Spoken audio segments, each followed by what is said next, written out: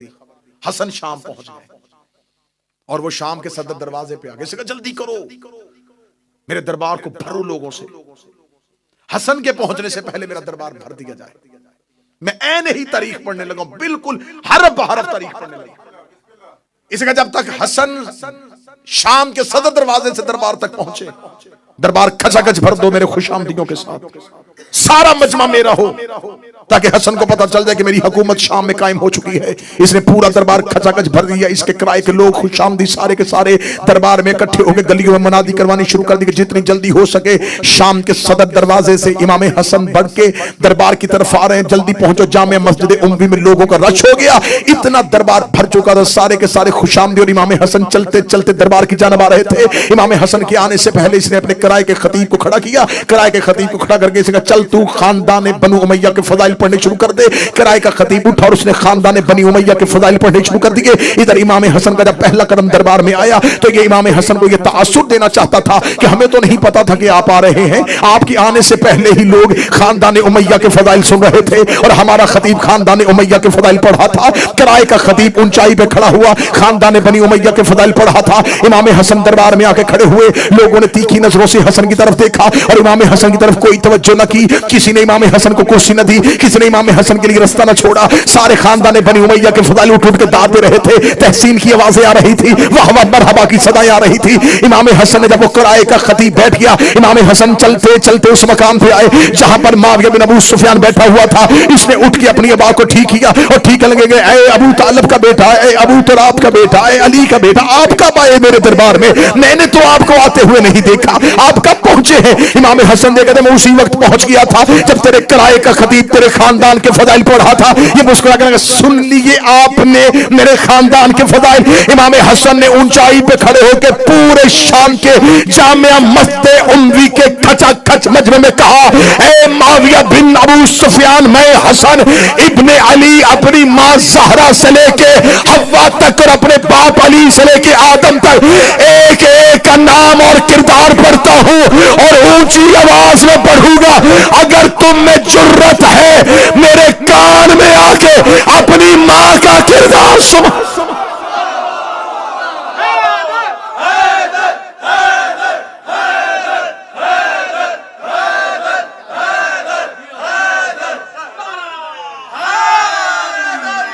मुझ पे फख्र मुबाहात करने वाले, ऐ मेरे खानदान पे फख्र करने वालों, ऐ मेरे खानदान पे फख्र मुबाहात करने वालों, कान में आके पढ़ो।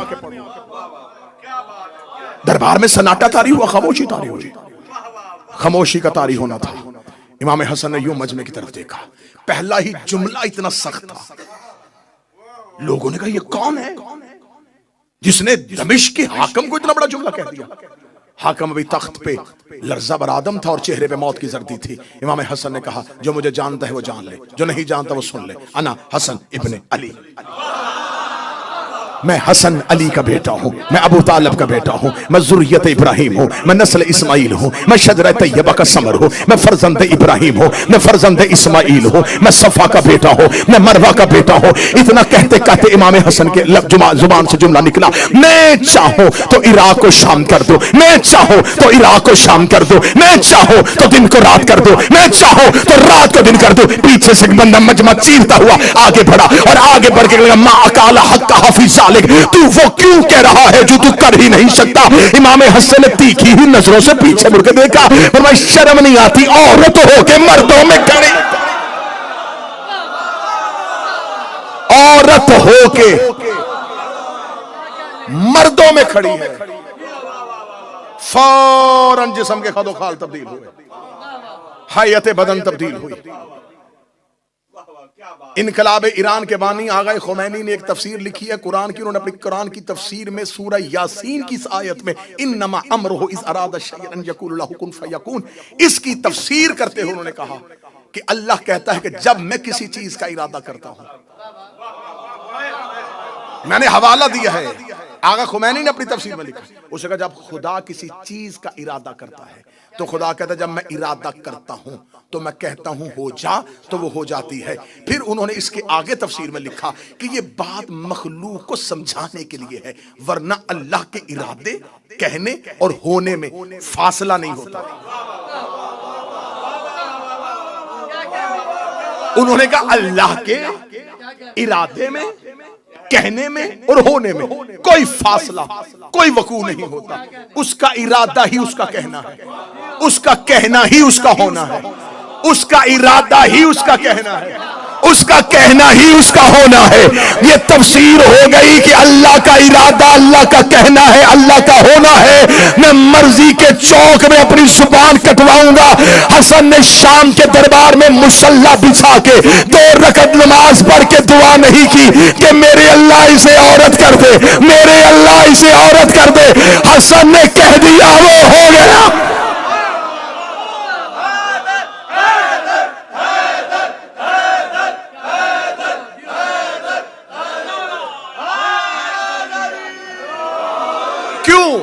इसलिए कि इमाम हसन इरादा इलाही है।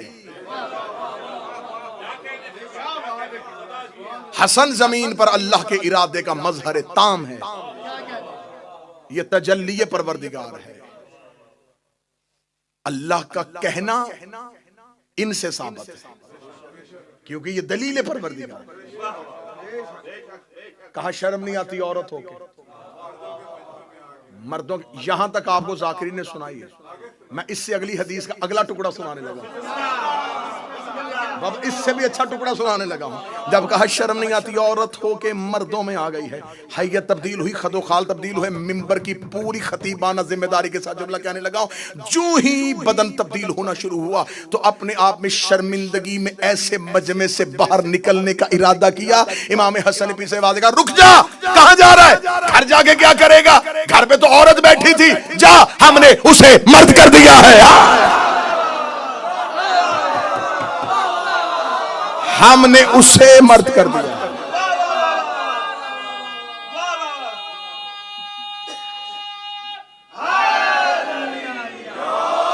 आज से वो हाकम, तू महकूमा। आज से वो हाकम,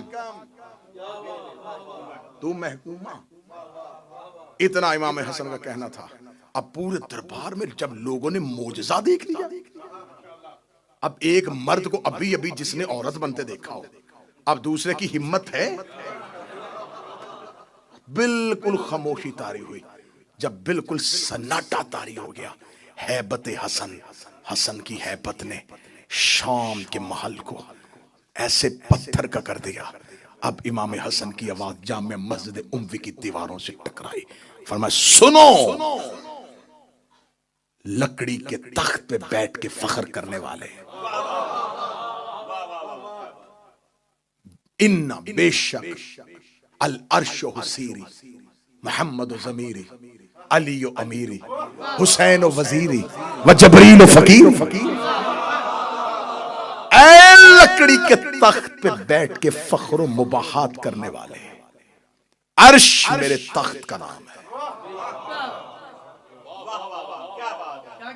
मोहम्मद मेरे जमीर का नाम है, अली मेरे अमीर का नाम, हुसैन मेरे वजीर का नाम, जबरील मेरे फकीर का नाम। अल अर्श सीरी, मोहम्मद ज़मीरी व अली अमीरी व हुसैन वजीरी व जबरील फकीरी। कहीं तारीख से खुतबा, अकेले शाम में, अकेले है शाम में। अरबी जुबान में आप नफरत के साथ, जैसे हम उर्दू जुबान में किसी के साथ बात करते उलझते जब उस बंदे को इस काबिल ना समझे ना किसी बात, तो बंदा उर्दू जुबान में एक लफ्ज बोलता है, माहौल, चल हट, बोलते हैं चल हट। अरबी जुबान में इसके कहते सिर, चल हट। और अगर सामने औरत हो तो उसको सिर नहीं, सीरी, सिर कहा जाता है मर्द के लिए, सीरी कहा जाता है औरत। चल हट, मर्द हो सिर, औरत हो सीरी। अब आखिरी सतर है और जुमला आपने ऐसे वसूल करना है जैसे जुमले का हक बनता है। मेरे मौला इमाम हसन ने शाम के दरबार में खड़े होकर अल अर्श सीरी, अर्श मेरा तख्त है, मोहम्मद ज़मीरी, मोहम्मद मेरा ज़मीर है, व अली अमीरी, अली मेरा अमीर है, व हुसैन वज़ीरी, हुसैन मेरा वज़ीर है, व जबरील फ़कीरी, और जबरील मेरा फ़कीर है। ये कहना था या मुआविया बिन अबू सुफियान इमाम हसन के बिल्कुल सामने आके खड़ा हुआ। उसका दरबार में तो किसी की जुर्रत नहीं कि हसन के जुमले को काटे। वो सामने आके खड़े हो कहने लगा, ए हसन, तूने मदीने से आके शाम में फसाद फितना बर्पा कर दिया है, तूने मेरे दरबार की हैबत को तब्दील कर दिया है। क्या तू भी अपने बाप की तरह मोजे दिखा के अपनी हुकूमत साबित करना चाहता है? इमाम हसन ने उसी लहजे में कहा, इस शे तो असीरी, पीछे हट या कहूं सीरी।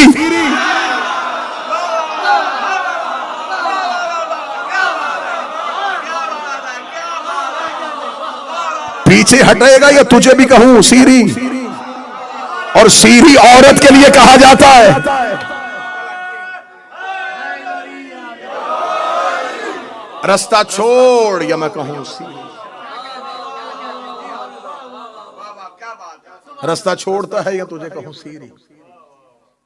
पूरी महफिल से इमाम हसन इस अंदाज से निकले और खड़े होकर कहा, खबरदार, मैंने तुझे कहा था कि अपने बाद अपने बेटे की वली अहदी की कोशिश न करना।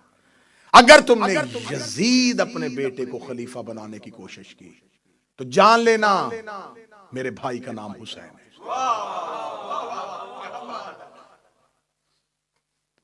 बहुत खूबसूरत जुमला मुर्तजा मुताहरी का है। उन्होंने कहा, आशूरा हुसैनी होने से पहले हसनी थी। जब करबला हुसैनी नहीं थी तो करबला हसनी थी। करबला में मेहनत है इमाम हसन की। और मैंने ये जुमला करबला में कहा था और आज फिर कह रहा हूं, करबला हसन के मुआहदे की खिलाफ वर्जी का नाम है। अगर उम्मत इमाम हसन के मुआहदे को मान लेती तो करबला बर्पा ना होती। तुमने मुआहदे की खिलाफ वर्जी की और करबला हो गए। हसन इमामत में इतना जरूरी है कि हसन की दी हुई शर्तों को ना मानो तो अगला इमाम करबला बर्पा कर देता। हमारे 12 में से 2 हसन है, दूसरा इमाम हसन है और 11वां इमाम हसन है। उस हसन के बाद भी इनकलाब है, इस हसन के बाद भी। लेकिन फर्क है, वहां इनकलाब था, यहां इंतकाम है। एक सख्त तरीन दौर था इमाम हसन के सामने, जहां मानने वाले बहुत कम तादाद में थे। जो कम थे उनकी जिंदगियों को महफूज रखना था करबला के लिए। रिश्वत का बाजार गर्म था। 20,000 का लश्कर लेके अली का यह बेटा चला था। एक रात में 12,000 का लश्कर अबैदुल्ला इब्ने अब्बास की सरपरस्ती में 10 लाख दिरहम में सौदा करने के बाद मुआविया के लश्कर में चला गया। 4,000 ने इमाम हसन का खुद खैमा घेर लिया, अकेले बच गए। और अली के बेटों ने हिफाजती हिसार में लिया हुआ था इमाम हसन को। मदाइन में जाके मुख्तार के चाचा जो मदाइन का गवर्नर था उसके घर जाके पनाह ली। जब इमाम हसन मदाइन पहुंचे हैं तो इतने जख्मी हो चुके थे कि इमाम हसन की रान में खंजर था, मुसल्ला नीचे से खींच लिया गया था।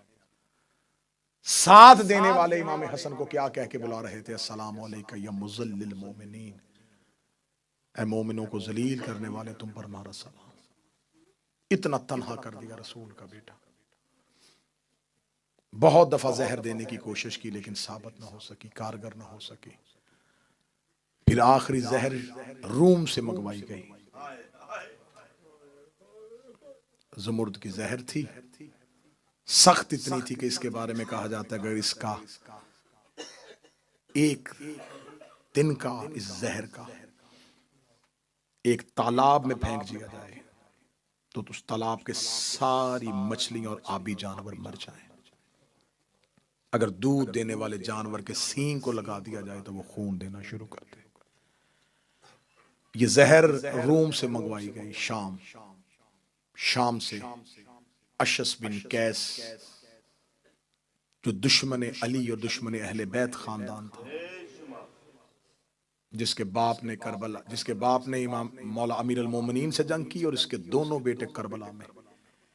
इसका एक बेटा जिसने हुसैन का मुस्लिम दारुल उमारा से गिराया था, और दूसरा वो जिसने करबला में हुसैन के पहलू में नेजा मारा था।